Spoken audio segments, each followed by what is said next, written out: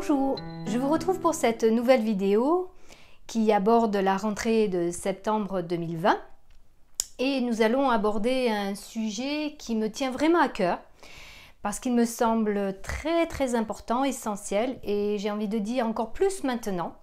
Il s'agit de la liberté. Alors, pour quelles raisons je souhaite aborder cette notion et ce sujet-là, et surtout en ce moment? Bien, tout simplement parce que, pour ceux qui me suivent, j'explique souvent que ce qui se passe à l'intérieur se manifeste à l'extérieur. Et donc, si intérieurement, déjà, nous ne sommes pas libres, eh bien, forcément, extérieurement, il va se manifester une non-liberté. Alors, je vais développer un peu tout cela.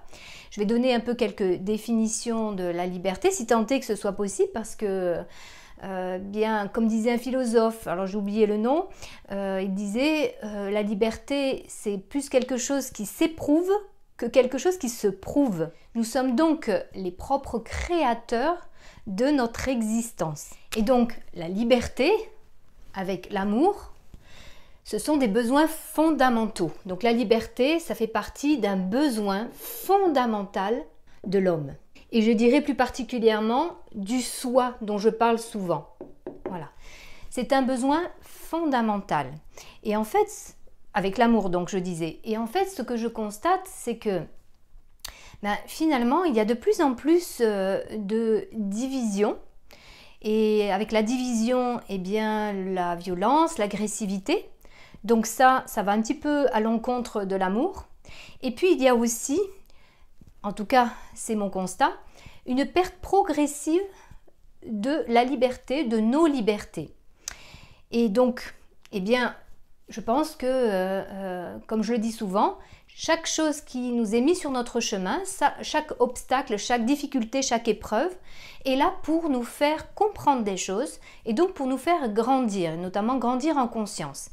Donc, c'est une occasion, tout ce qui se passe actuellement, de comprendre ce qu'il y a à travailler, ce que nous devons travailler, ce que nous devons à la fois comprendre et travailler. Alors, déjà dans un premier temps, je vais essayer de définir, alors évidemment ce sera sûrement pas exhaustif, mais je vais essayer quand même de faire le tour de cette notion de liberté et du coup je vais le définir sur plusieurs plans. D'abord sur un plan physique et mental. Voilà. Donc une liberté physique et mentale. Ensuite sur un plan intérieur, extérieur. Et enfin sur un plan individuel et collectif. Et tout ça évidemment est très lié. Toutes ces notions vont être très liées les unes avec les autres. Mais je vais donc essayer de détailler un peu chacune. Et j'espère que eh bien, cette vision-là que je vais vous proposer va pouvoir vous être utile. Alors donc tout d'abord sur un plan physique. Donc là c'est ma possibilité d'agir, ma possibilité d'action sans entrave sur mon chemin. C'est donc une possibilité d'action, de mouvement dans mon environnement. Et par opposition, ça veut dire que eh bien, il n'y a pas d'enfermement, pas de soumission, pas de contrainte physique à mes actes, pas de séquestration. Donc en fait, j'exerce ma propre volonté dans un environnement sans entrave. Alors maintenant au niveau mental, eh bien j'exerce là aussi ma volonté, mais là ça va être justement la possibilité de penser comme je le souhaite, de m'exprimer comme je le souhaite, de choisir comme je le souhaite. Donc ce qui veut dire qu'il n'y a pas d'aliénation, pas de censure, pas de conditionnement malveillant, pas de contrôle social et donc de propagande, ça va aussi avec le conditionnement, et pas de loi abusive. Je vais revenir sur cette notion. Et donc aussi bien sur le plan physique et mental, ce que l'on peut voir, c'est qu'il y a donc une contrainte qui est exercée par une autre personne ou par d'autres personnes ou par des institutions représentées par d'autres personnes. Donc ma liberté, c'est la spontanéité, ma volonté éclairée par ma conscience. C'est l'union en fait entre cette spontanéité et la raison, l'intelligence. C'est l'union entre la raison et la volonté. Alors maintenant voyons une définition par rapport à ce que j'ai appelé la liberté extérieure. Donc ça, finalement, c'est le choix d'aller où je souhaite, de m'exprimer à l'extérieur auprès de personnes, de groupes, même si je rencontre des groupes avec des opinions différentes. C'est par exemple aussi faire des choix toujours extérieurs. Alors un exemple, ce serait décider d'un certain enseignement pour mes enfants, donc d'avoir le choix d'éduquer mes enfants, enfin de donner un enseignement scolaire plutôt avec une pédagogie freinée ou Montessori ou la pédagogie de Steiner. Je peux choisir à l'extérieur une école pour donner un enseignement à mes enfants. Ça peut être aussi ma liberté d'acheter ce que je souhaite. Voilà, c'est pour vous donner une idée un petit peu de ce que j'entends par la liberté extérieure, qui s'exprime par cette liberté extérieure. Alors maintenant, ce que j'entends par liberté intérieure. Et on va voir que c'est celle-ci finalement la plus importante et c'est celle qui nous est demandée d'avoir, de travailler. Alors, qu'est-ce que cette liberté intérieure? C'est en fait, on va dire, la recherche d'une vérité profonde, celle finalement de qui nous sommes vraiment. Je vous ai souvent parlé de l'ego et du soi. Donc cette vérité profonde, elle va se trouver à l'intérieur de nous, au niveau du soi, et non pas à l'extérieur, au niveau de l'ego qui, lui, est une construction de l'extérieur. Et donc ça suppose se libérer de tout ce qui peut nous rendre esclaves intérieurement. Donc se libérer de son propre esclavagisme. Et c'est quoi? Eh bien, ce sont tous nos désirs, nos pulsions, nos passions. Et on voit bien que si nous sommes soumis à nos désirs, à nos pulsions, nous ne sommes pas libres. Il n'y a qu'à voir toutes les addictions qui existent. Nous sommes dépendants d'un produit et puis nous pouvons aussi être dépendants d'une personne. C'est aussi se libérer de tous les conditionnements. Alors, c'est-à-dire tous les jugements, tous les préjugés, toutes les fausses croyances ou les croyances limitantes. Et tout cela, ça s'acquiert comment? Cette liberté intérieure, par une connaissance de soi. Et donc, un travail sur soi. Alors, par l'introspection, par le raisonnement et le discernement, par le développement de la conscience qui elle-même va développer la responsabilité, l'autonomie, l'autodétermination. Et tout cela, ça suppose se libérer de l'illusion de la séparation. Nous faisons partie d'un grand tout. Ce soi, je vous l'avais déjà dit, c'est une singularité. Nous sommes une singularité, mais nous faisons partie d'un grand tout. Et on voit bien que si on revient à notre condition d'être humain, nous sommes tous des êtres humains, nous ne sommes plus dans cette séparation et dans cette illusion que l'autre est différent de moi. Non, l'autre, c'est la même personne que moi, avec sa singularité. Mais nous venons tous du même endroit. Et puis, donc, arriver à faire en sorte que l'esprit, gouverne le corps.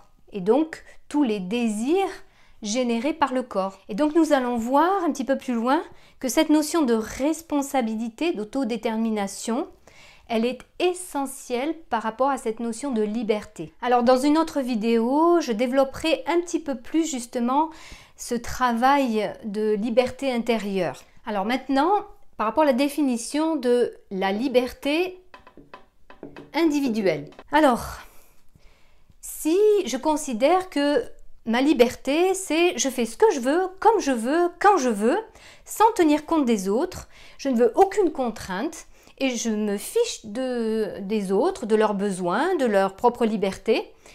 Là, le problème, c'est que on va être soumis à ce qu'on appelle la loi du plus fort.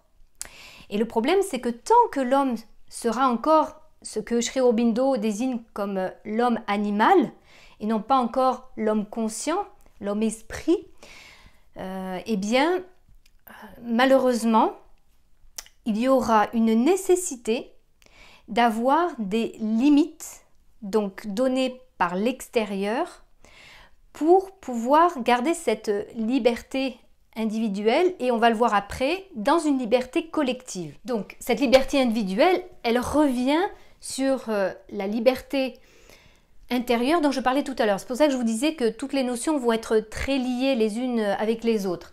Cette liberté individuelle, finalement, c'est que, comme je viens de le dire, si je suis soumis à mes désirs, ben, je fais ce que je veux, et c'est donc la loi du plus fort qui règne. Si par contre j'arrive à mettre mes propres limites, eh bien je peux garder cette liberté, parce que je vais tenir compte de la liberté individuelle de l'autre. Mais si, justement, je n'ai pas cette notion de responsabilité dont je parlais juste avant, eh bien, je ne sais pas me mettre mes propres limites, ça veut dire que du coup, je vais avoir besoin de limites extérieures. Ce sont donc des limites extérieures pour développer, eh bien, la moralité, le côté éthique, pour pouvoir avoir une vie collective où nous allons respecter la liberté de chacun, mais tout en restant dans une égalité, une justice collective, pour que donc cette vie collective soit possible. Alors, ça nous amène donc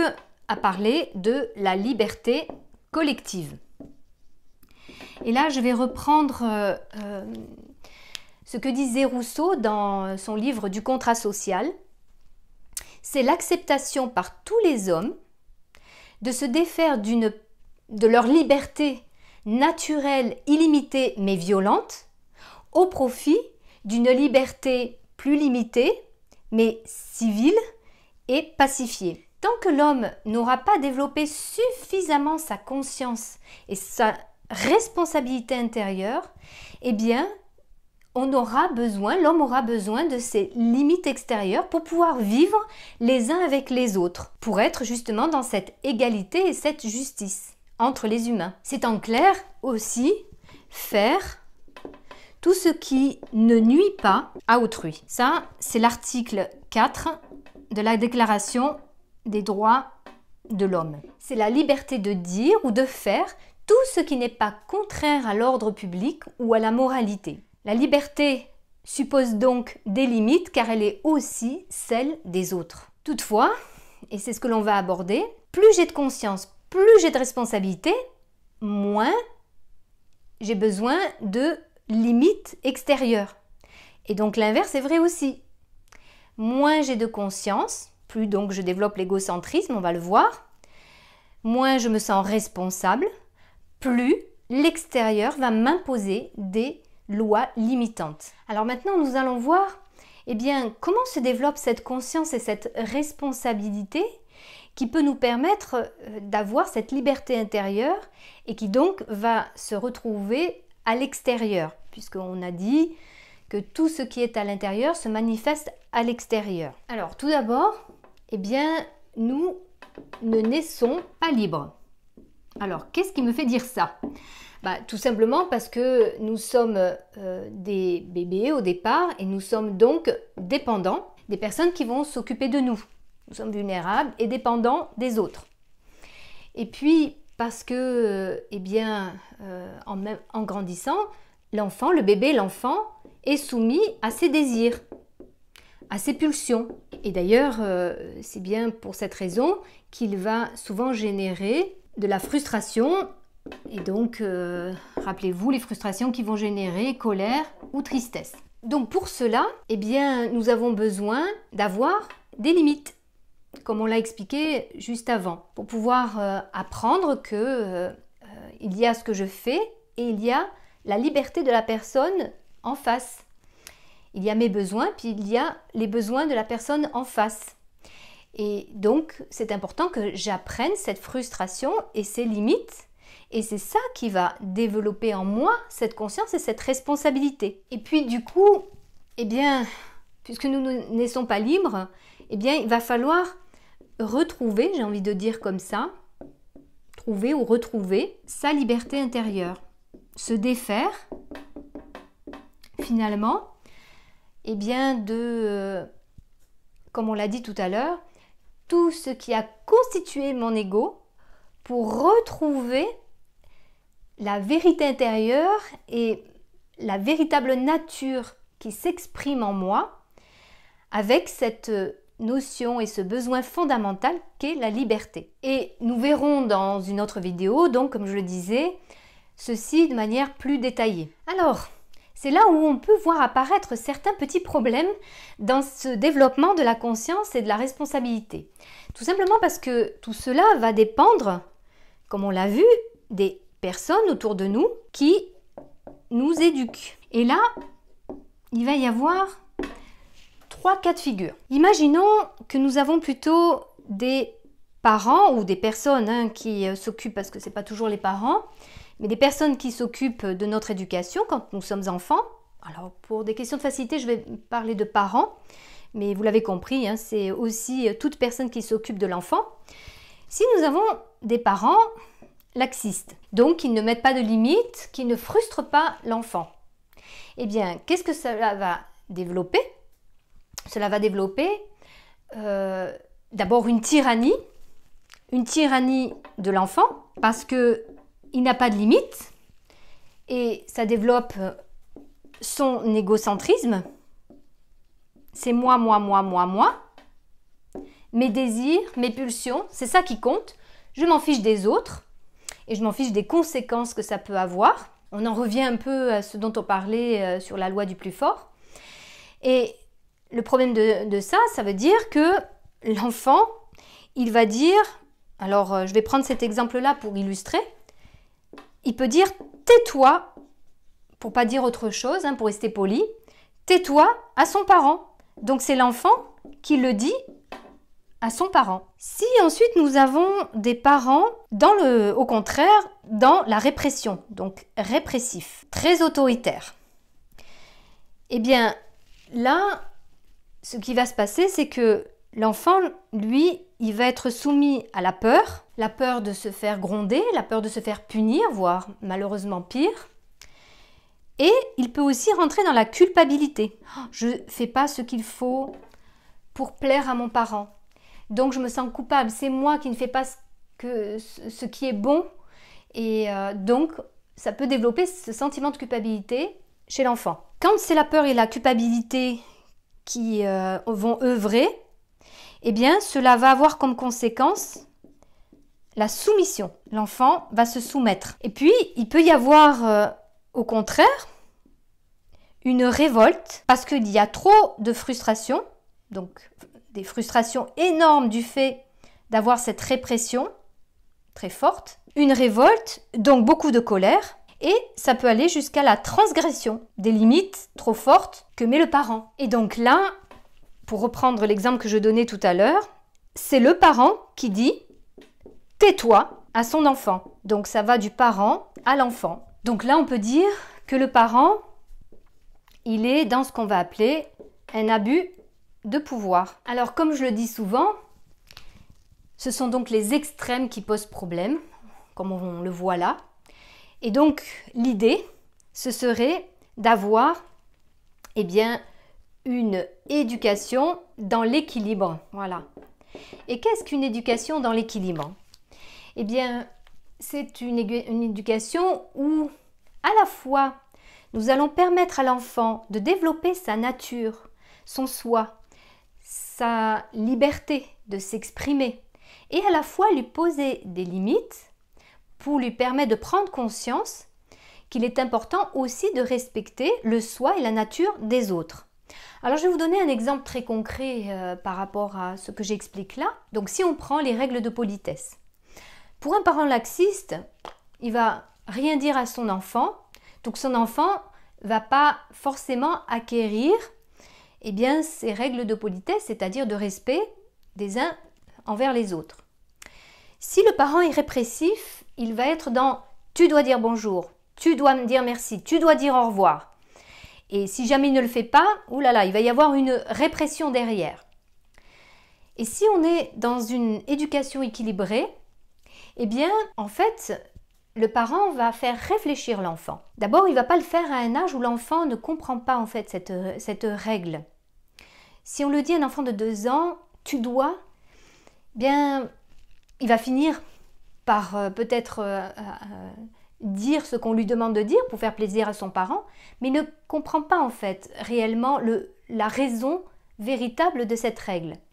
Donc il est préférable d'attendre que l'enfant grandisse un peu pour lui éveiller sa conscience en lui disant « As-tu remarqué que lorsque je rentre dans un magasin, je dis des petits mots ?» Alors soit l'enfant a remarqué, soit l'enfant n'a pas remarqué. Et puis donc de lui expliquer, enfin en tout cas de lui poser des questions. Eh bien, à ton avis, à quoi ça sert ces petits mots que je dis? Bonjour, merci, au revoir. Et là, vous suscitez un dialogue qui va permettre à l'enfant eh bien, de commencer à comprendre l'utilité de ces petits mots dans la relation aux autres. Et là, on développe vraiment sa conscience. Et si on développe sa conscience, on développe sa responsabilité. C'est-à-dire qu'il se sent responsable de ce qu'il dit, de ce qu'il fait. Donc, on va lui permettre de s'exprimer tout en respectant l'expression des autres. Et là, on voit bien que si l'enfant développe cette conscience, donc cette responsabilité, il saura naturellement respecter la personne, respecter ses droits, respecter ses désirs, ses besoins, tout en respectant les siens. Et on voit bien donc en grandissant ce que cela peut donner. C'est-à-dire que si on n'a pas permis à l'enfant de développer sa conscience et sa responsabilité, eh bien cela fait des adolescents et des adultes très égocentrés et soumis d'ailleurs à leurs désirs, et on va voir après combien ça pose problème après au niveau sociétal. Alors que si on développe la conscience et la responsabilité chez l'enfant, eh bien, adolescent et adulte, il se sentira responsable et comprendra les conséquences de ses actes.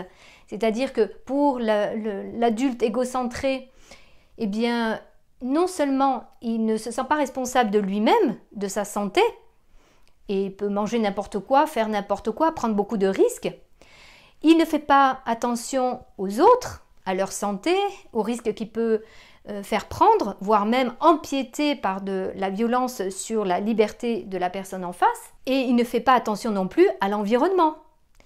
Alors qu'une personne responsable va faire attention à sa santé, va faire attention à la santé de la personne en face et va faire attention à l'environnement. Et puis, maintenant, transposer ce que je suis en train d'expliquer entre 2 adultes. C'est-à-dire que si un adulte est égocentré, eh bien, qu'est-ce qu'il risque de faire?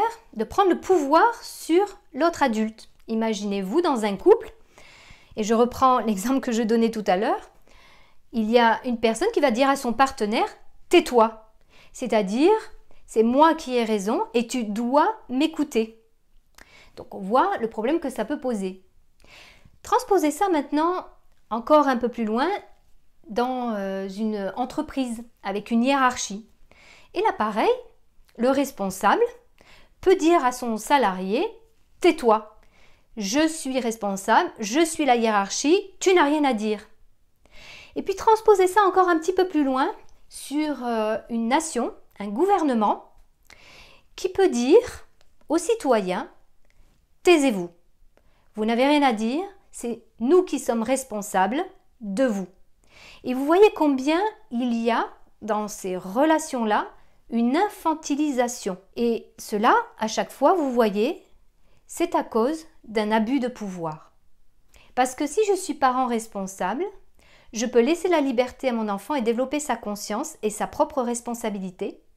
Si je suis responsable dans mon couple, je vais laisser la personne exprimer ses opinions, ses besoins, parce qu'elle est aussi libre que moi. Dans une entreprise, je vais, même si je suis responsable de quelqu'un, la personne en face de moi reste un être humain, donc je vais pouvoir me soucier de ce qu'il pense, de ce qu'il ressent. Et au niveau d'un gouvernement, je vais aussi me soucier de ce que les citoyens pensent, souhaitent et leurs besoins. Donc en résumé, plus je suis consciente, plus je suis responsable, plus je suis autodéterminée, plus je peux être libre, autonome. Je me donne des normes intérieures par moi-même parce que je suis à la fois consciente de moi-même, des autres et de mon environnement. Être libre, c'est donc être absolument responsable de qui l'on est et de ce que l'on fait. Et donc à contrario, moins je suis conscient, moins je suis responsable, moins je suis autonome et plus j'ai besoin d'avoir des limites strictes extérieures. Épicure disait, quand on se suffit à soi-même, on arrive à posséder le bien le plus inestimable qu'est la liberté. Je suis à la fois consciente des raisons qui poussent à agir et dans mon action, il y a ce qui est bon et utile pour moi, pour les autres et pour mon environnement. Alors maintenant, je souhaiterais aborder la question de la perte de la liberté. Comment ça se passe? Eh bien, regardez, si on attise les désirs, et ça c'est facile avec la publicité, et globalement, quand on développe le matérialisme. Donc, en fait, on va vouloir toujours plus, et c'est insatiable. Vous connaissez peut-être le désir mimétique, c'est-à-dire l'autre a quelque chose que je n'ai pas. Donc, je vais vouloir l'acquérir. Et puis, il y a une autre personne qui a aussi ce que je n'ai pas. Donc, je vais aussi vouloir l'acquérir. Et ainsi de suite. C'est une course sans fin. C'est un puits sans fin. Donc, plus on attise mes désirs, moins je suis libre. Puisqu'on a vu que cette liberté intérieure par rapport à nos désirs nous permettait d'être vraiment libre.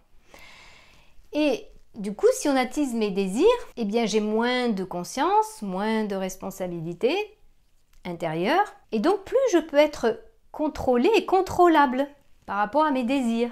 Et si il y a des instances qui prennent cette responsabilité que j'ai perdue de moi-même, eh bien, ils risquent effectivement, ils peuvent en tout cas, abuser de leur pouvoir. Comment ça peut se passer? Eh bien, comme on vient de le voir, on crée une dépendance au désir, puis on développe, du coup, ça développe l'égoïsme. Du coup, il y a moins de responsabilité intérieure, individuelle, intérieure et individuelle.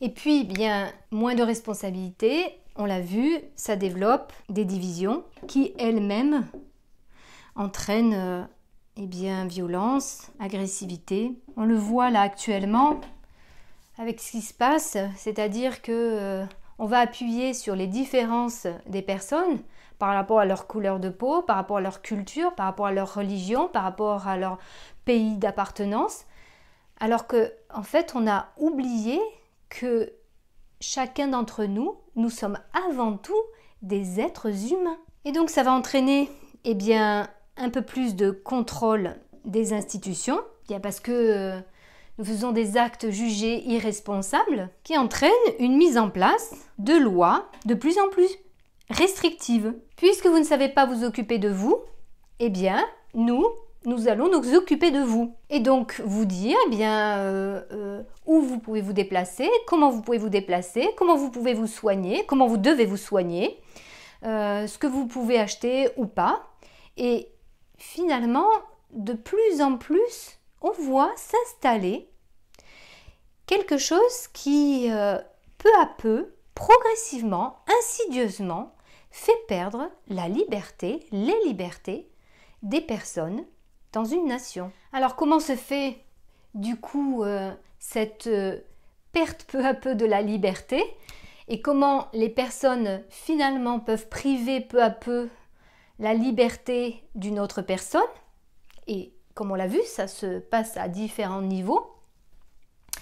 Eh bien, tout d'abord, comme je l'ai dit, dans le contrôle des désirs, c'est-à-dire plus la personne est soumise à ses désirs, plus je peux la contrôler, parce que ces désirs-là sont insatiables, donc je vais pouvoir manipuler la personne pour augmenter son niveau de désir et alimenter tout le système capitalisme d'ailleurs, qui lui-même alimente une consommation extrême qui amène à l'épuisement des ressources de notre planète. Puis, on peut utiliser la peur. Une personne qui a peur, on peut facilement la contrôler et la manipuler. Dans un couple, par exemple, si la personne a peur de perdre l'autre, eh bien, cette personne-là a du pouvoir, c'est-à-dire peut menacer de partir. Du coup, la personne ayant peur, elle va faire tout ce que l'autre désire pour ne pas perdre cette personne. Et si on regarde par rapport à l'actualité, eh bien, s'il y a une maladie qui pourrait être mortelle, comme beaucoup, parce que actuellement on focalise beaucoup sur ce virus, mais c'est comme si on avait oublié qu'il existe d'autres maladies mortelles. Juste, je rappelle, je l'avais dit dans une autre vidéo, j'ai regardé les chiffres de l'INSEE 2019 pour voir un petit peu eh bien, combien il y avait de morts par an en France, et j'ai vu donc eh bien, qu'il y avait 612 000 personnes qui mouraient chaque année en France. Vous faites juste une petite division par 365 et cela vous donne 1676 personnes qui meurent chaque jour, de toutes causes confondues. Donc vous voyez par exemple actuellement, il y a plus de personnes qui meurent sur les routes que de personnes qui meurent de ce virus.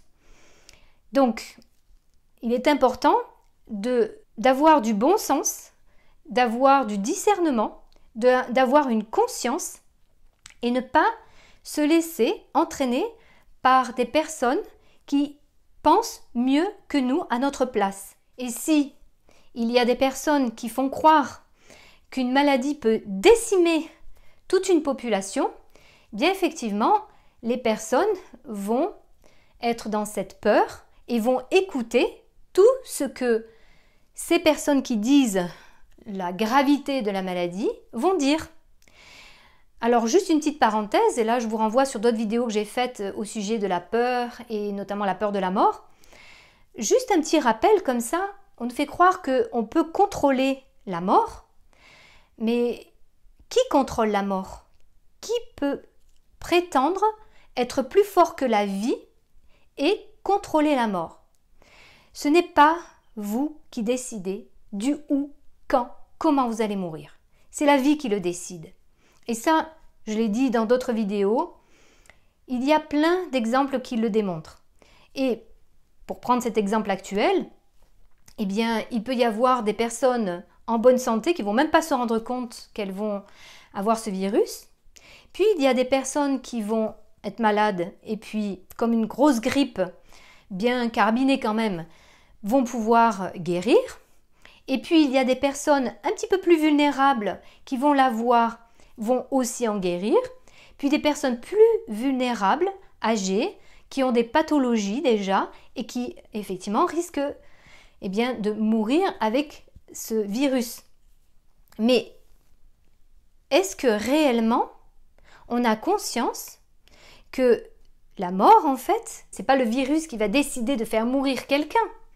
C'est la vie qui va le décider, de faire mourir ou pas quelqu'un, quels que soient les virus auxquels on va être confronté. Et la dernière chose que certaines personnes peuvent utiliser pour faire perdre la liberté, c'est la culpabilité. On en a parlé tout à l'heure quand j'expliquais le rapport des parents aux enfants.